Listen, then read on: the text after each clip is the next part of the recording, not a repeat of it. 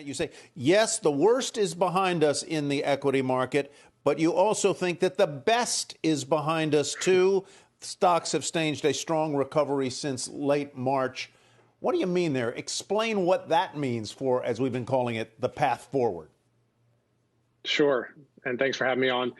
So the market has staged a huge rebound since the end of March. We've seen credit spreads tighten up. And things have gone, I think, a lot farther than most had anticipated at this point in early May. And so when thinking about the road ahead, I think it's important to acknowledge that while we've seen a big move in equities to the upside, the flavor of it has not been very much a risk-on movie. It hasn't been led by cyclicals or value or small caps. And a lot of investors continue to anticipate that's going to happen.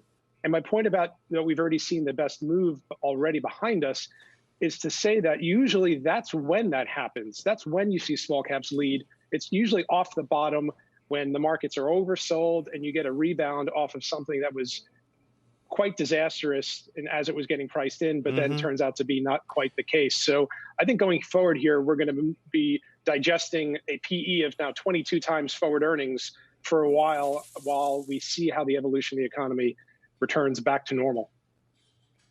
Yeah, I think it's safe to say that the market is predicting an economy that comes back to normal or something like it relatively faster than some people are saying. And Jack, you say something sort of similar to what our other guest said, and that is that the worst is behind us, but there are going to be some disappointments ahead, mostly related to the halting nature of reopenings, I guess, but it's also got to take into account the halting nature of the return of corporate profits. Who really knows?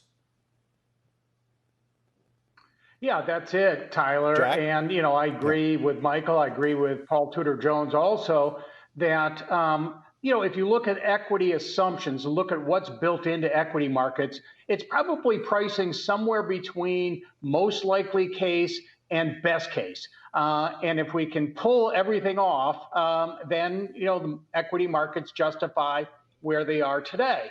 On the flip side, I'm writing about this week, this huge divergence between what's going on Wall Street and what's going on Main Street. And the fact that the Fed has injected nearly 30% of GDP into capital markets is one lever that's allowed stocks with access to the capital markets an advantage over, say, just everyday companies on Main Street.